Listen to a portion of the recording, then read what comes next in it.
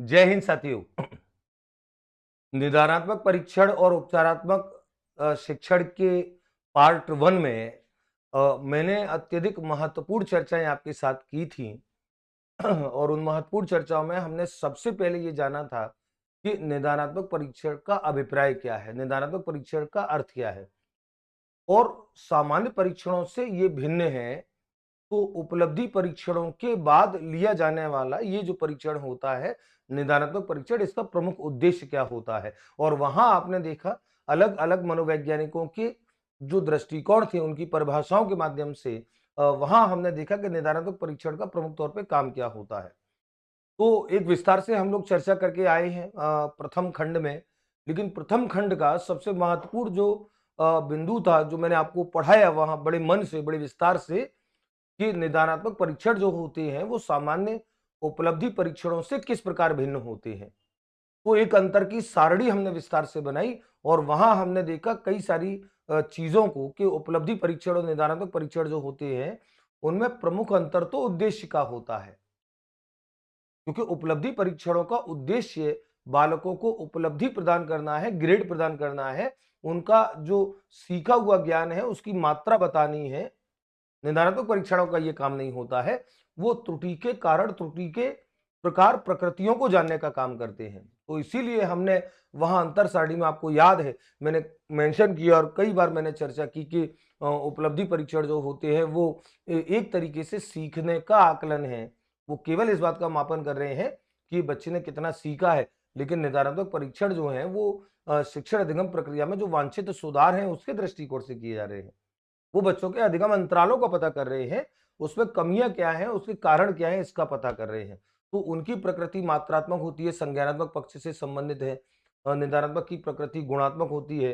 तीनों पक्षों से संबंधित होते हैं विस्तार से। तो आप प्रथम खंड जो है बहुत अच्छे से समझने के बाद इस द्वितीय खंड पे हम लोग आएंगे और ये जैसा आप देख रहे हैं हम लोग पार्ट 2 पे हम लोग बात कर रहे हैं।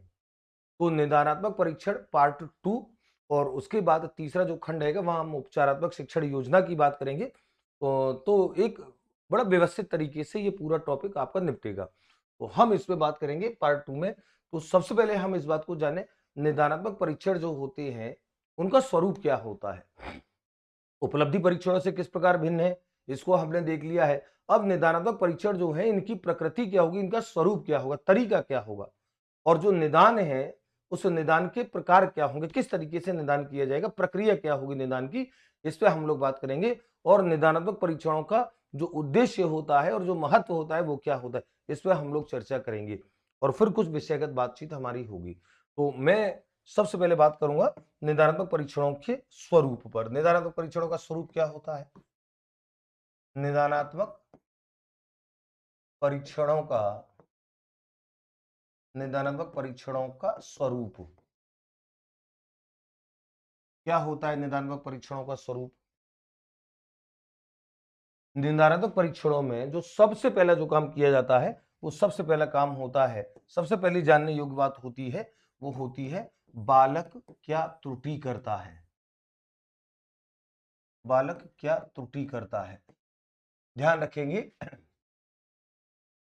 कि निदानात्मक परीक्षणों का जो उद्देश्य जो है वो है ये कि हम त्रुटि के अंदर गहनता से जाएं, उस त्रुटि का विश्लेषण करें, उस त्रुटि की प्रकृति को जानें, उसके बाद उसके उपचार की योजना बने।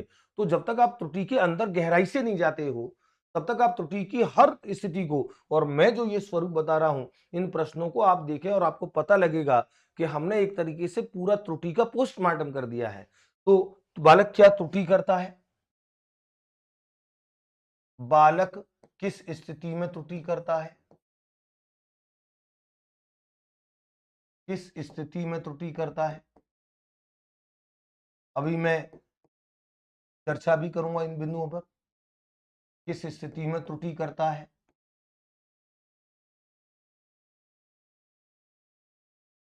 त्रुटि का कारण क्या है, त्रुटि का कारण क्या है, त्रुटि का विस्तार क्या है, त्रुटि का विस्तार क्या है। मैं अभी हर बिंदु पे एक बार चर्चा आपके सामने प्रस्तुत करता हूं। त्रुटि का विस्तार क्या है? 5, इस त्रुटि का अन्य त्रुटियों से इस त्रुटि का अन्य त्रुटियों से क्या संबंध है? अन्य त्रुटियों से क्या संबंध है? और लास्ट वन, सॉरी, छठा,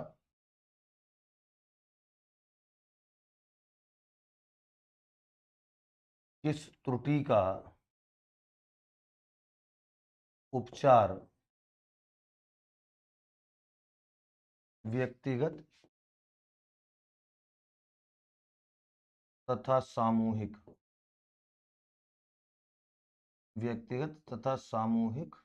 किया जाएगा?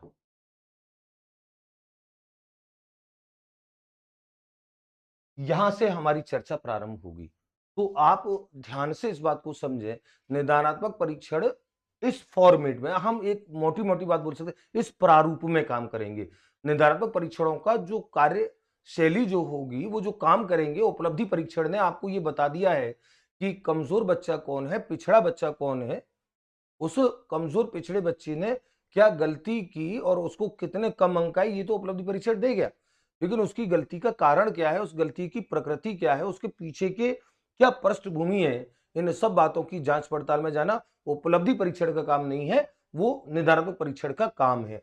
तो निदानात्मक परीक्षण देखिए कैसे काम करेगा, वो इसकी स्वरूप ये होगा, वो सबसे पहले ये जानेगा कि बालक क्या त्रुटि करता है, बालक ने कौन सी त्रुटि की है। तो पहले तो त्रुटि का पता लगे, फिर वो जो त्रुटि की है बालक ने, क्योंकि त्रुटि कौन सी की है ये तो उपलब्धि परीक्षण में ही पता लग गया है, तभी उसको 00 मिला है। लेकिन उससे आगे की बात अब चालू होगी कि बालक किस स्थिति में, ये त्रुटि जो है उसने किस स्थिति में की है।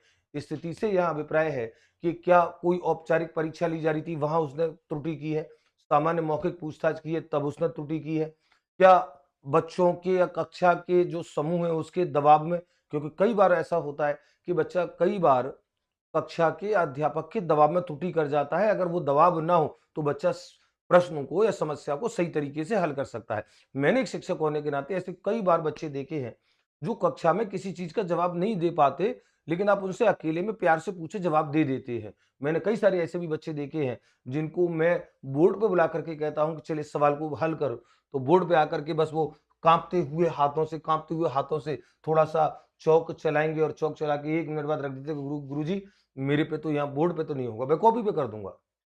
वो स्थिति क्या है, वो स्थिति आपको जानना है, वो दशा आपको जाननी है। तो किस स्थिति में त्रुटि करना है, ये काम होगा निदानात्मक परीक्षण का। त्रुटि का कारण क्या है, अब पता करना है कि त्रुटि का कारण क्या है। हम जब त्रुटि विश्लेषण पढ़ेंगे, त्रुटि विश्लेषण में इस बात को जानेंगे, त्रुटि के कारण में जाएंगे कि उसने ये जो गलती की है, जैसे मैंने पिछले वीडियो में भी बताया था, तो कॉन्सेप्ट में कहाँ कमी आ रही है। वो त्रुटि जो है, क्या एक अच्छे तरीके से कॉन्सेप्ट क्लियर नहीं हुआ है, क्या इस कारण से है, या बच्चे को कॉन्सेप्ट का पता ही नहीं है इस कारण से है, या कोई मिस कॉन्सेप्ट बना हुआ है, गलत कॉन्सेप्ट बना हुआ है इस कारण से। त्रुटि का कारण क्या है और त्रुटि का विस्तार क्या है, विस्तार से अभिप्राय कि त्रुटि कितनी बड़ी है, क्या बहुत ज्यादा भारी भरकम त्रुटि है, जैसे मैंने आपको वो योग वाला सवाल जो पिछले उसमें बताया था, जोड़ वाला, तो इसमें त्रुटि का विस्तार ज्यादा नहीं है। जैसे मैंने आपको जब वो बताया था पिछले वीडियो में कि जैसे बच्चा 25 और 38 को जोड़ता है, तो 25-38 को जोड़ता है तो वो 5 और 8 13 कर रहा है, और 2 3 5। तो ध्यान रखो इस त्रुटि का जो विस्तार है, इस त्रुटि का विस्तार ज्यादा बड़ा नहीं है। इसमें बच्चे को अगर हम ये कहें जोड़ना आते ही नहीं है, अगर मान लो वो 513 की जगह मान लो इसका 957 योग लेकर के आए, तो हमको सोचना है कि ये कौन से डिजाइन से लेकर के आया, क्योंकि कोई 957 का तो कोई कारण नहीं बन रहा है, कोई तुक नहीं बैठ रही है। हाँ, 513 की तुक है। 513 की तुक ऐसे है कि 5 और 8 13 और 2 और 3 5, तो उसने हासिल को ट्रांसफर नहीं किया है, दहाई को ट्रांसफर नहीं किया है। तो हमको पता लगेगा कि यहाँ पे खतरनाक स्थिति कम है, यहाँ खतरनाक स्थिति ज्यादा है। तो बच्चे से पता करना पड़ेगा कि कौन सा फॉर्मूला लगा रहा है 957, क्योंकि किसी भी एंगल से जोड़ करके 957 आ ही नहीं सकता है। तो त्रुटि का विस्तार क्या है, यानी कि त्रुटि, सरल शब्दों में कहूं, त्रुटि कितनी खतरनाक है, क्या कम खतरनाक है, खतरनाक से अभिप्राय कि क्या बहुत मामूली से ही उपचार से, इलाज से काम चल जाएगा, प्राथमिक उपचार से काम चल जाएगा, या कहीं आईसीयू में ले जाना पड़ेगा, ऐसा तो नहीं है। इस त्रुटि का अन्य त्रुटियों से क्या संबंध है? तो ये जो त्रुटि उसने की है, अन्य त्रुटियों पे क्या इंपैक्ट कर रही है, अन्य कॉन्सेप्ट में कहां जाकर के प्रभावित कर रही है। और आप देखिए गणित जैसे विषयों में खास तौर से आप देखेंगे कि अगर बालक जो प्रारंभिक जो संक्रियाएं संख्याएं हैं, प्रारंभिक जितना भी उसको संक्रियाएं समझनी है, लघुत्तम समावर्तक महत्तम समावर्तक समझना है, वर्ग वर्गमूल के कॉन्सेप्ट होते हैं, भिन्नों के कॉन्सेप्ट होते हैं, दशमलव के कॉन्सेप्ट होते हैं, अगर ये बच्चे के प्रॉपर क्लियर नहीं होते तो ये आगे के सारे प्रश्नों पे इंपैक्ट करते हैं, आगे के सारे प्रश्नों को प्रभावित करते हैं, तो वहां बच्चे को दिक्कत आती है। तो इस त्रुटि का अन्य त्रुटियों से क्या संबंध है, ये भी विश्लेषण किया जाएगा निदानात्मक परीक्षणों में। और उसके बाद सबसे अंत में किस त्रुटि का उपचार व्यक्तिगत और किस त्रुटि का उपचार सामूहिक होगा, ये बड़ी इंपॉर्टेंट बात है, क्योंकि हम इस प्रक्रिया में इस बात को करेंगे कि बच्चे ने जो त्रुटि की है उसमें कौन सी त्रुटि तो ऐसी है जिसके लिए उसे व्यक्तिगत शिक्षण देना पड़ेगा, उपचार देना पड़ेगा व्यक्तिगत, और किसका जो उपचार है वो किसका उपचार सामूहिक तौर पर हो सकता है।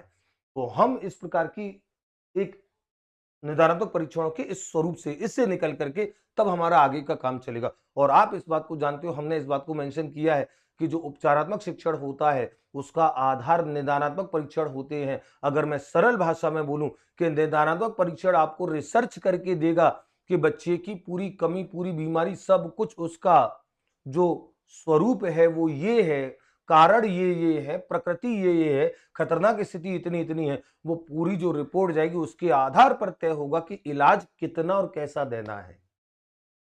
तो ये सारा उस पोस्टमार्टम जो प्रक्रिया जो आप चल रही है निदानात्मक परीक्षण के अंतर्गत, ये पूरी प्रक्रिया उपचारात्मक शिक्षण के लिए आगे जाके सुझावों का काम करेगी। तो ये निदानात्मक परीक्षण का स्वरूप होता है। इसमें हम बात देखेंगे प्रक्रिया क्या होती है, निदान की प्रक्रिया क्या होती है, इसमें हम लोग बात करेंगे। अब इसी में निदान की प्रक्रिया क्या होगी, निदान की प्रक्रिया क्या होगी, और निदान की प्रक्रिया होगी सबसे पहले पहले, क्योंकि आप जब निदान कर रहे हो बच्चों की कमजोरी के कारणों का, उसकी प्रकृति का आप पता कर रहे हो, तो सबसे पहले आपको जो पूरा जो प्रोसेस जो फॉलो होगा उस पूरे प्रोसेस से गुजर करके आपको निदान की प्रक्रिया का आपको उस चरणों से होकर के आपको गुजरना पड़ेगा। तो सबसे पहले होगा नंबर पहला बिंदु निदान की प्रक्रिया में, निदान योग्य उपयुक्त विद्यार्थियों का चयन, निदान योग्य उपयुक्त विद्यार्थियों का चयन। तो इसमें क्या होगा, निदान योग्य, सबसे पहले आपको, चूंकि आपको निदान की पूरी प्रक्रिया प्रोसेस की बात कर रहे हैं, सबसे पहले आपको ये छांटना पड़ेगा कि निदान योग्य बच्चे कौन से हैं। और निदान योग्य जो बच्चे होंगे वो कौन से बच्चे होंगे, शैक्षिक पिछड़े बच्चे जो हैं, शैक्षिक दुर्बल,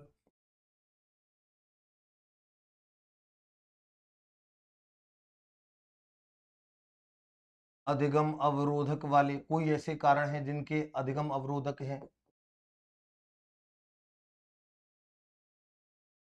अच्छा, औसत भी हो सकते हैं, ध्यान रखो, औसत बच्चों के साथ भी ये काम किया जाता है, क्योंकि औसत बच्चों का शैक्षिक जो प्रदर्शन है वो सुधारने के लिए आपको ये भी देखना होता है कि क्यों वो एक एवरेज लेवल पे बना हुआ है। तो औसत विद्यार्थी हैं, शैक्षिक दुर्बल विद्यार्थी हैं, अधिगम अवरोधक वाले विद्यार्थियों विद्यार्थियों को पहचानना। तो सबसे पहला इस प्रोसेस का, प्रक्रिया का, निदान की प्रक्रिया का सबसे पहला जो चरण होगा वो होगा कि आप सबसे पहले उन बच्चों को तो पहचानें, वो बच्चे कौन कौन से जिनका निदान होना है। तो निदान की प्रक्रिया में उन बच्चों को पहचाना जाएगा जो औसत बच्चे हैं, जो शैक्षिक तौर पे पिछड़ गए हैं, पिछड़े छात्र हैं, गधेड़े हैं, या मंदबुद्धि उससे भी आगे हो सकते हैं, मंदबुद्धि हो सकते हैं, जिनके साथ कोई अधिगम अवरोधक है।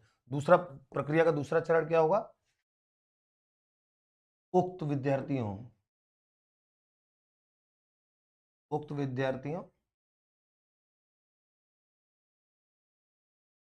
के लिए अधिगम की कठिनता, अधिगम की कठिनता वाले क्षेत्र, कठिनता वाले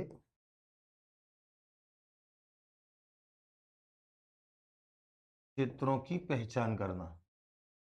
पहले आपने पहले आपने उन विद्यार्थियों की पहचान की है जिनको निदान की जरूरत है।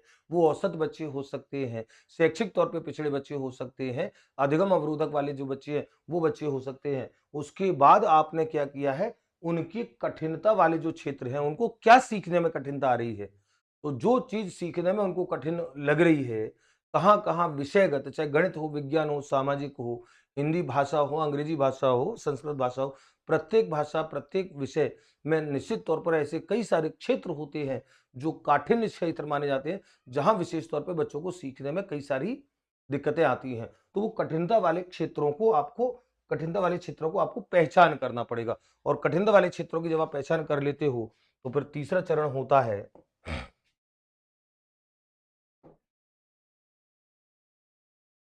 कठिनता कठिनता वाले क्षेत्र। उदाहरण के लिए जैसे हम गणित विज्ञान में बात करें, विज्ञान में, गणित में, सामाजिक विज्ञान में निश्चित तौर पर ऐसी कई सारी, गणित में तो जैसे मैं विशेष तौर पर बात करूं, गणित में तो संख्या संक्रियाओं से जुड़ी कई सारी समस्याएं आती हैं। और संख्या संक्रिया से जुड़ी समस्या, ये तो समस्या आगे जाकर के बहुत सारे कारण बनती है। विज्ञान में बच्चा अवधारणाओं से परिचित नहीं है, कॉन्सेप्ट से परिचित नहीं है, तो फिर बच्चा विज्ञान की जो अवधारणा, कॉन्सेप्ट से, संप्रत्ययों से परिचित नहीं है, आगे जाकर के निश्चित तौर पर उसको कोई ना कोई ऐसी समस्याएं आएंगी जो उस अवधारणा का आगे विस्तार होंगी। तो उन अवधारणाओं के विस्तार को आपको थोड़ा सा देखना समझना होता है। अगला,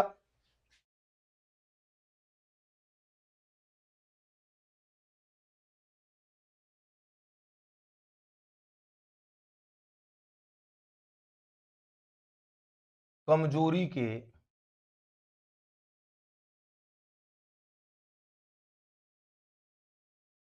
वास्तविक कारणों की खोज करना। तो विषयगत विषयगत कठिनता वाले क्षेत्रों का आपने पता कर लिया है।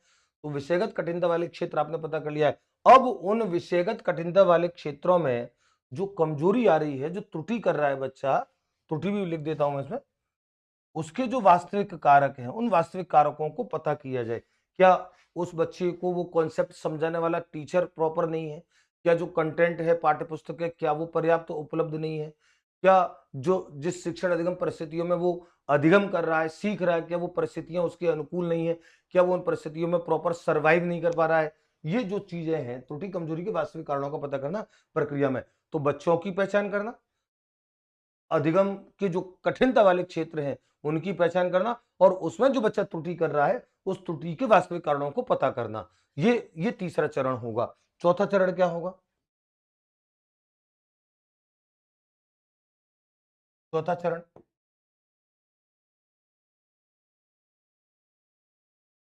विषयगत कठिनता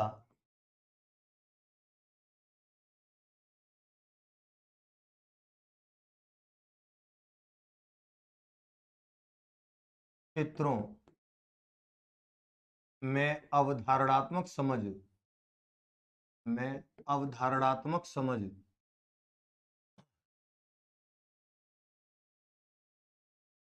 सुदृढ़ करने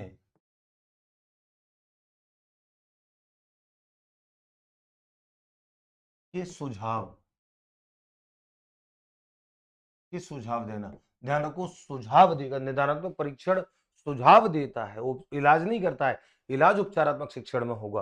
तो चौथा कारण होगा कि जो कठिनता वाले क्षेत्र हैं उनमें उपचारात्मक योजना कैसे बनाई जाएगी, अवधारणात्मक समझ कैसे बनाई जाएगी, इसका वो सुझाव दे। और वो सुझाव देगा, इसके बाद, इस चौथे चरण के बाद, इस प्रक्रिया में चौथे चरण के बाद ही उपचारात्मक शिक्षण प्रारंभ होता है। और जब ये चौथा चरण हो जाता है, इसके बाद उपचारात्मक शिक्षण होता है, तो फिर लास्ट में एक बिंदु और ध्यान रखा जाता है, वो आपको विशेष तौर पे ध्यान रखना है। और वो बिंदु होता है त्रुटियां उन्हें करने से रोकथाम के उपाय खोजना। ये ये और इंपॉर्टेंट बात है। तो बच्चे को आपने जो अधिगम की कठिनता वाले क्षेत्र है, जहां से वो शैक्षिक तौर पे पिछड़ा है, उसका आपने इलाज करने का सुझाव दे दिया। उसके बाद इलाज कर दिया, उपचारात्मक शिक्षण कर दिया, लेकिन आपको सबसे अंत में ये ध्यान रखना है कि ऐसी भी योजना बने कि बच्चा उन त्रुटियों को, उन जो पहले जो गलतियां कर रहा था, उनको पुनः ना करे, उसकी रोकथाम का क्या आपके पास उपाय है। ये बड़ी इंपॉर्टेंट बात होती है।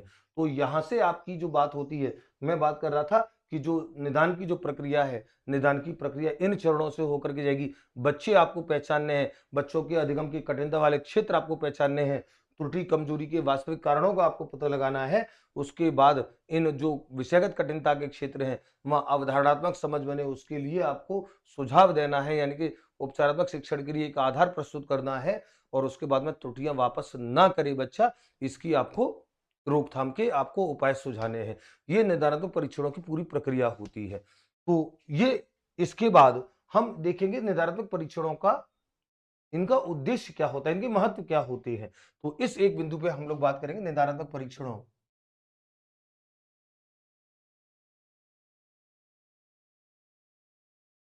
निदानात्मक परीक्षणों का महत्व तथा विशेषताएं। निदानात्मक परीक्षणों का महत्व तथा विशेषताएं, दोनों को इसमें शामिल करके मैं आपको बता रहा हूं, क्योंकि परीक्षा में प्रश्न जब उठाते हैं तो कई बार बच्चे थोड़े से भाषाई समझ ना होने के कारण कहीं ना कहीं गलती बच्चे कर बैठते हैं। तो क्या निदानात्मक परीक्षणों का महत्व विशेषता क्या है? सबसे पहला पहला और सबसे इंपॉर्टेंट, कि त्रुटियों के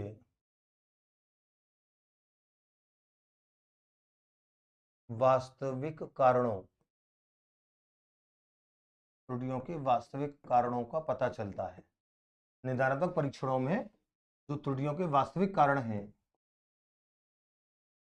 उनका पता चलता है, वो उसकी जानकारी हमको निदानात्मक परीक्षण में मिलती है। दूसरा, लर्निंग गैप्स, लर्निंग गैप्स यानी कि जिसे हम कहेंगे अधिगम अंतराल, अधिगम अंतरालों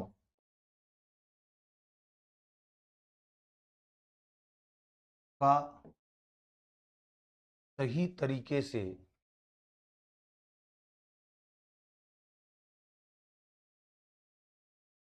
सही तरीके से पता चलता है।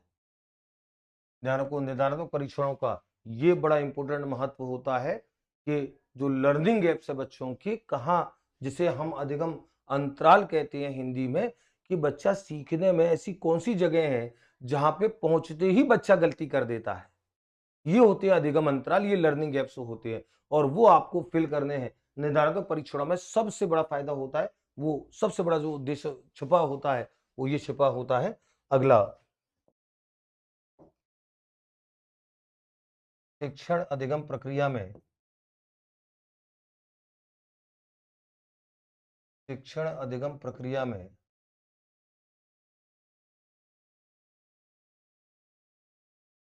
वांछित सुधार करना, शिक्षण अधिगम प्रक्रिया में वांछित सुधार करना। और ये आपको पता है, हमने आपको याद होगा निदानात्मक परीक्षणों को कहा था ये सीखने के लिए आकलन है, यानी कि ये आकलन इस उद्देश्य से किए जा रहे हैं, ये परीक्षण इस उद्देश्य से किए जा रहे हैं कि जो शिक्षण अधिगम प्रक्रिया प्रभावशील नहीं बन पा रही है, वो प्रभावशील और कैसे बने, अधिक प्रभावशील कैसे बने, उसके लिए अगर आवश्यक है तो शिक्षण अधिगम प्रक्रिया में अगर आपको कोई सुधार करना है, वांछित सुधार करना है, तो वांछित सुधार करने के लिए आपको क्या क्या उपाय करने पड़ेंगे। आपको शिक्षण की विधियां बदलनी है, शिक्षण की तकनीकें बदलनी है, शिक्षण का अप्रोच चेंज करना है, वातावरण चेंज करना है। वो सब पूरी प्रक्रिया में जो वांछित सुधार है, वो वांछित सुधार किया जा सके, इसके लिए निदानात्मक परीक्षण बहुत ज्यादा महत्वपूर्ण होते हैं, इनका अत्यधिक महत्व होता है। अगला,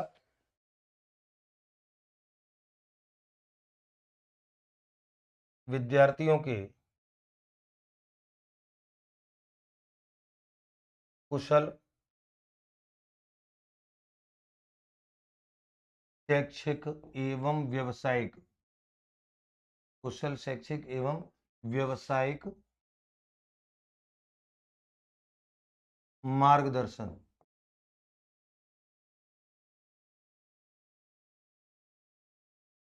तो कुशल शैक्षिक और व्यावसायिक मार्गदर्शन विद्यार्थियों का आप तब कर पाते हो जब आप उनकी कमियों से बहुत ज्यादा परिचित होते हो।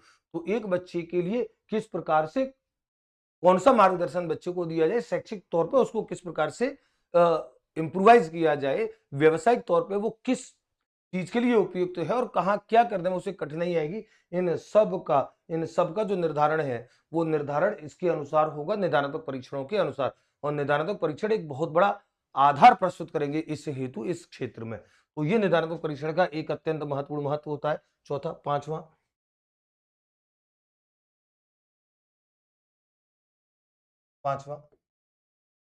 बालकों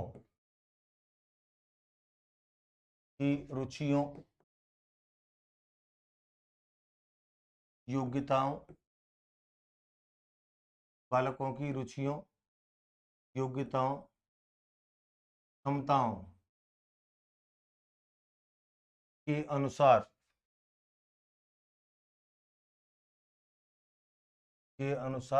विषय वस्तु का चयन एवं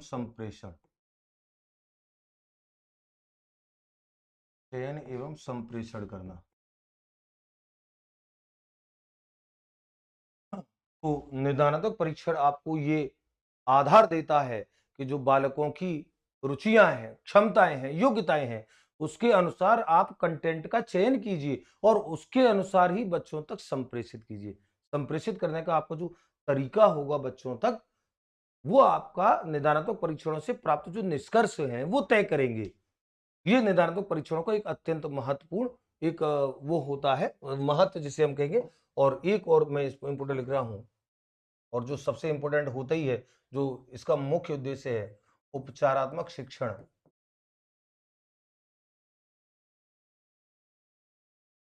उपचारात्मक उपचारात्मक शिक्षण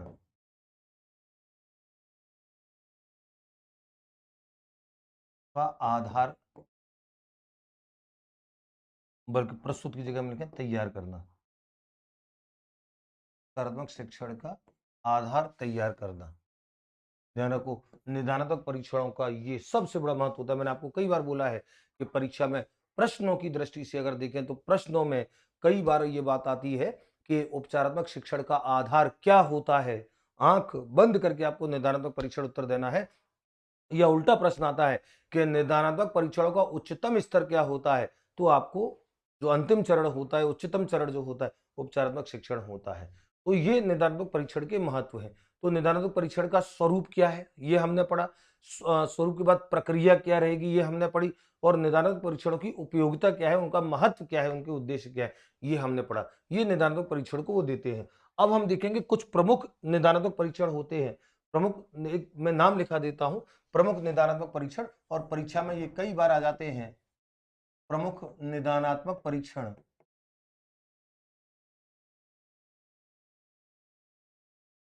प्रमुख निदानात्मक परीक्षण। और आप देखें एक निदानात्मक परीक्षण जो बड़ा फेमस है गणित में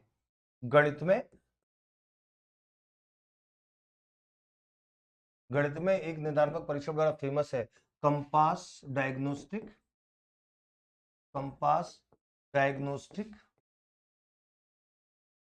टेस्ट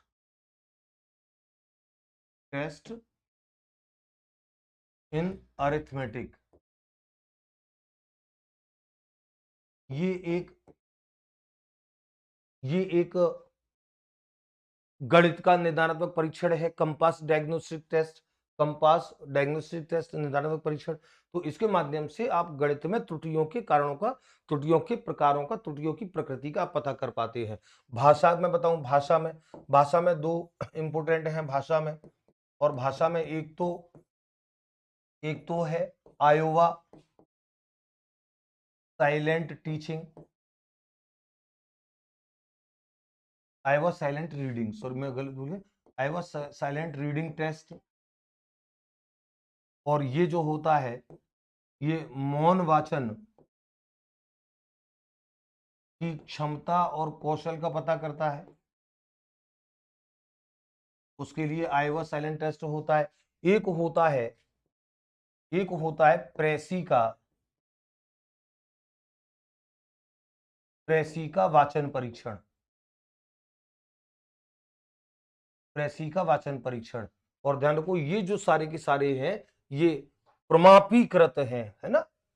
ये सारे के सारे जो है ये प्रमापीकृत है। निदानात्मक परीक्षण प्रमापीकृत, प्रमाणीकृत बोलते, प्रमाणीकृत, प्रमापीकृत, मानकीकृत, ये सारे नाम प्रमाणीकृत, प्रमापीकृत, मानकीकृत। और ये क्या होते हैं आपको पता है। देखो, हम दो प्रकार के टेस्ट हमेशा एज्यूम करते हैं। एक तो होते हैं अध्यापक निर्मित और एक होते हैं मानकीकृत।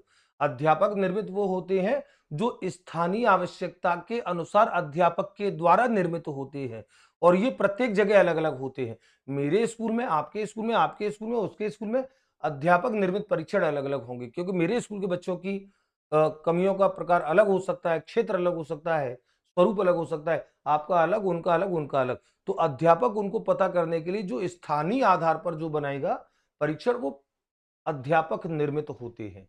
लेकिन कुछ परीक्षण ऐसे होते हैं जो सर्वत्र सब स्थानों पर समान रूप में प्रयुक्त किए जाते हैं, वो मनोवैज्ञानिकों के द्वारा निर्मित होते हैं।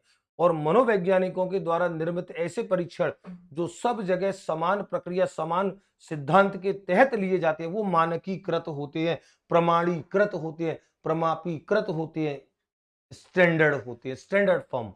और वो मनोवैज्ञानिक, तो ये जो मैंने लिखाए हैं ये अध्यापक निर्मित नहीं है, ये मानकीकृत परीक्षण है। तो गणित में जैसे मान लीजिए प्रश्न अगर आ गया कि निम्न में से कौन सा एक गणित का निर्धारणात्मक परीक्षण है, ज्यादातर यही सबसे ज्यादा पूछा जाता है। कंपास डायग्नोस्टिक टेस्ट ये सबसे ज्यादा फेमस है। बाकी भाषा में आईवा का साइलेंट टेस्ट रीडिंग है, प्रेसी का वाचन परीक्षण है। ये जुड़े हुए कुछ इंपोर्टेंट वो है जो परीक्षण आ जाते हैं परीक्षा में निर्धारणात्मक परीक्षण के तौर पे। तो विद्यार्थियों, जैसे इस खंड में हम लोगों ने पढ़ा है कि निर्धारणात्मक परीक्षण, जो पिछले खंड में तो हमने उसको जाना ही था कि क्या है निर्धारणात्मक परीक्षण, क्या होता है, और निर्धारणात्मक परीक्षण की परिभाषाओं के दृष्टिकोण से हमने उसको परिभाषित किया, हमने अपने दृष्टिकोण से उसे परिभाषित किया, उपलब्धि परीक्षणों से उसका अंतर देखा, और वो अंतर की सारणी पे मैंने विस्तार से बात की। इस वाले खंड में हमने बात की है कि निर्धारणात्मक परीक्षणों का स्वरूप क्या होता है, वो किस तरीके से काम करते हैं, उनकी प्रक्रिया क्या होती है, और उनके उद्देश्य और महत्व उनके क्या होते हैं। तो अगला जो खंड जिस पे हम लोग बात करेंगे, अगला खंड निश्चित तौर पर उपचारात्मक शिक्षण का आएगा। वहां पे हम इन सारी चीजों को हम लोग बात करेंगे। और अ, भाषा के दृष्टिकोण से, विज्ञान के दृष्टिकोण से, गणित के दृष्टिकोण से, सभी में आप देखें निर्धारणात्मक परीक्षण और उपचारात्मक शिक्षण का जो मुख्य स्वरूप जो है, वो मुख्य स्वरूप लगभग एक जैसा होता है। तो उस खंड में हम लोग मिल करके और इस बात को जानेंगे कि उपचारात्मक शिक्षण क्या होता है। अब मैं अगर बात करूं, जैसे गणित शिक्षण की अगर हम बात करते हैं, विशेष तौर पे गणित वाले विद्यार्थियों के लिए एक बात है कि गणित में निदानात्मक परीक्षण जब किया जाता है तो गणित में बच्चों की अधिगम कठिनता के क्षेत्र कौन कौन से आते हैं, अधिगम कठिनता के क्षेत्र। तो ये एक बड़ी इंपॉर्टेंट बात है, इसको मैं और चर्चा कर लूं। गणित विषय में विशेष तौर पर, गणित विषय में गणित विषय में अधिगम कठिनता, अधिगम कठिनता के क्षेत्र।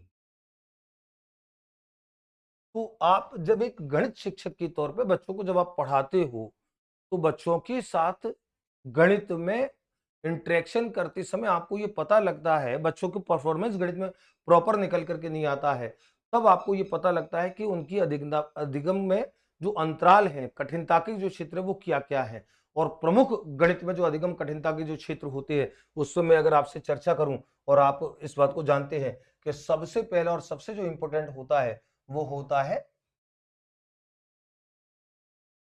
संक्रियात्मक समझ। संक्रियात्मक समझ पर्याप्त न होना। तो संक्रियात्मक समझ बच्चों में पर्याप्त नहीं है, बच्चे संक्रियाओं को हल करना नहीं जानते हैं, या हल करना जानते हैं तो प्रॉपर तरीके से हल करना नहीं जानते हैं। कई बच्चों को तो संक्रियाओं के हल करने का क्रम ही पता नहीं है, उनको बॉडमास रूल का पता नहीं है, बॉडमास रूल क्या है।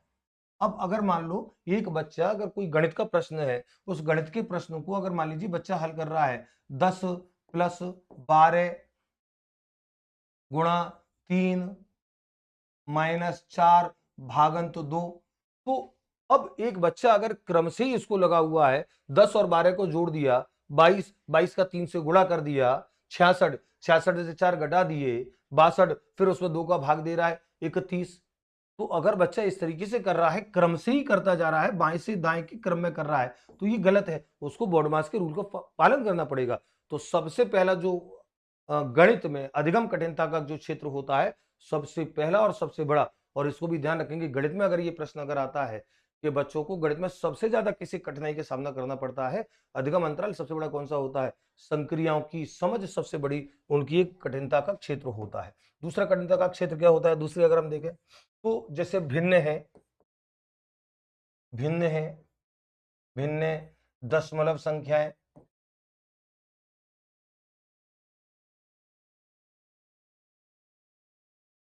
आदि पर अवधारणात्मक समझ, आदि पर अवधारणात्मक समझ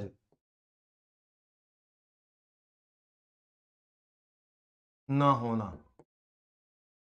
इस पर अवधारणात्मक समझ बच्चों की है ही नहीं। भिन्न क्या होती है, दशमलव क्या होते हैं, और भिन्नों में बड़ा छोटा क्या होता है। अब भिन्नों में अवधारणात्मक समझ बच्चों की कैसे गड़बड़ होती है? जैसे मान लीजिए आपने 2/3 लिखा और आपने मान लीजिए 4/7 लिखा। अब बच्चों से जब आप पूछते हो कि 2/3 4/7 में बड़ी कौन सी है, अब कई सारे बच्चे ऐसे हैं जो 2/3 4/7 में हिसाब लगाते हैं कि यार 2, इसमें 2 है, इसमें 4 है, इसमें 3 है, इसमें 7 है, तो इसके तो दोनों ही मान बड़े हैं, 4/7 बड़ा है। वो 4/7 को बड़ा देख रहे, तो वो अंक को इसको बड़ा देख रहे हैं। कई बार बच्चे, जैसे मान लीजिए अगर मैं एक ही अगर अंश लूं, जैसे 1/7 और 1/9, और आप बच्चों से पूछते कौन सी भिन्न बड़ी है, तो बच्चा यहाँ भी क्या 1/7 1/9, ये 9 बड़ा है 1/9 को बड़ा। अब इन दोनों स्थितियों में उसका उत्तर, उसका कॉन्सेप्ट गलत है। मैंने कहा अवधारणात्मक समझ गलत है। बच्चे को 2/3 4/7 में ये समझ होनी चाहिए कि केवल अंकों के बड़े होना, अंश हर के बड़े होना, ये निर्धारण नहीं है। हमको तुलनात्मक स्थिति, तुल्य भिन्न के माध्यम से उसको कहीं ना कहीं हल करना पड़ेगा, समझना पड़ेगा। 1/7 ये जो इकाई भिन्न होती है, वहां पे तो बच्चे को यही समझ नहीं है कि जिसका हर जो है वो बड़ा होता है, वो भिन्न मान में छोटी होती है। तो 1/9 को उससे छोटा बोलना चाहिए, लेकिन वो 9 को बड़ा देख करके इसको बड़ी भिन्न बता रहा है। इसका मतलब अवधारणात्मक समझ में कहीं न कहीं गड़बड़ है। तो भिन्न दशमलव संख्याओं पे गड़बड़ हो सकती है। और क्या गड़बड़ हो सकती है? और देखो, और गड़बड़ हो सकती है वर्ग, वर्गमूल, वर्ग, वर्गमूल, घन, घनमूल पर समझ विकसित ना होना, समझ विकसित ना होना। और यहाँ बच्चा देखो वर्ग, वर्गमूल और घन, घनमूल। अब यहाँ पे बच्चे को कई बार कॉन्सेप्चुअली देखो क्या गड़बड़ होती है कि जैसे जब आप उसको बोलते हो कि 9 का √9 का मान क्या होगा, यानी कि 9 का वर्गमूल क्या होगा, तो वो 3 बता देता है। और फिर आप जब उसको बोलते हो कि 0.9 का वर्गमूल क्या होगा, तो वो 0.3 बता देता है, जो कि गलत है ना। वो यहां से कॉन्सेप्ट निकाल रहा है कि 9 का वर्गमूल 3, तो 0.9 का वर्गमूल 0.3, जबकि ये उत्तर गलत है। ये उत्तर गलत है। तो आपको दशमलव संख्याओं में या पूर्ण संख्याओं, पूरी जो संख्या है, पूरे मान है, उसमें वर्ग, वर्गमूल के कॉन्सेप्ट बच्चे को, इसका मतलब आपने बच्चे को क्लियर किए नहीं है। अगर मान लीजिए आप बच्चे को 49,000 का वर्गमूल जब आप निकालने को कहते हो, और बच्चा अगर कोई बच्चा 700 कर दे, तो ये गलत है, क्योंकि बच्चों को ये कॉन्सेप्ट ही नहीं है कि जहां 1 2 3 विषम संख्या में शून्य होते हैं अंत में। अब उसने 49 का तो देख लिया कि 7 है, लेकिन उसने 3 के बदले में अब उसको समझ रहा है कि यार 3 का आधा 1.5 कैसे लूं, उसने 2 ले लिए। जबकि 700 जो है वो 49, और जब तक 4 जीरो नहीं होंगी तब तक ये 700 नहीं आएगा, और 2 जीरो होंगी तो फिर 70 आएगा। तो बच्चे को वर्ग, वर्गमूल, घन, घनमूल पे समझ नहीं है। ये बच्चे की समस्या है। बच्चे की समस्या और क्या है? बच्चे की समस्या गणित में विषय में बता रहा हूं, अधिगम कठिनता के क्षेत्र में आपको बता रहा हूं, HCF और LCM पर समझ ना होना, ये बच्चे का एक बहुत कमजोर क्षेत्र होता है। ध्यान रखो, गणित में बहुत ज्यादा कमजोर क्षेत्र होता है। अधिकांश बच्चों का HCF और LCM ये गड़बड़ होता है। मैंने प्रत्यक्ष गणित टीचिंग में सैकड़ों बार, हजारों बार इस बात को महसूस किया है। और क्या होता है, और आप देखो एक और गड़बड़ होती है कि बीजीय बीजीय अवधारणाओं से बीजीय अवधारणाओं से परिचित ना होना, परिचित ना होना, और परिचित अगर है तो पर्याप्त समझ नहीं है, पर्याप्त समझ ना होना। और ध्यान रखो, हम अधिगम कठिनता के क्षेत्र में प्रतिशत, औसत, लाभानी, सरल ब्याज, अनुपात, समान, इन पे मतलब हम बात नहीं की कि उसमें कमजोर है। अरे ये जो मैं बात बता रहा हूं, इनमें ये अवधारणात्मक कमियां हैं, ये कठिनता के क्षेत्र है। यहां से आप बच्चे को सुदृढ़ कर दो, वहां अपने आप सही हो जाएगा। औसत, प्रतिशत, लाभानी, सरल ब्याज, चक्रवृद्धि ब्याज, जो भी आगे के साझा जो भी है टॉपिक्स हैं, वहां पे बच्चा, यहाँ के कठिनता के क्षेत्र दूर होते हैं, वहां पे बच्चों की अवधारणात्मक समझ अपने आप शानदार और मजबूत बनने लगती है। बच्चा वहां गलती तो बीज गणित जो जो बीजी संप्रत्यय है, बीजी अवधारणा है, एक्स वाई जेड के जो कॉन्सेप्ट है, वहां पे बच्चा, कई बच्चे तो एक्स वाई जेड बीजी राशियों को देख करके ही कई बुखार आ जाता है। वो कहीं ये तय नहीं कर पाते कि कौन सी बीजी राशियां समान है घात के हिसाब से। वो समान बीजी राशियों को जोड़ते समय, घटाते समय वो एक के नीचे एक रखने में समर्थ नहीं है। वो ये पहचान ही नहीं पा रहा है कि कौन सी बीजी राशि किसके समतुल्य है, और बीजी राशियों के गुणन में घातांक किस प्रकार से कम ज्यादा होंगे गुणन में, भाग में, वो इन बीजी राशियों से, ये एक बड़ा बच्चे का अधिगम कठिनता का क्षेत्र होता है। और एक मैं और ले रहा हूं रेखा गणित के क्षेत्र से। कौन से नंबर का था ये? पांचवा, छठा।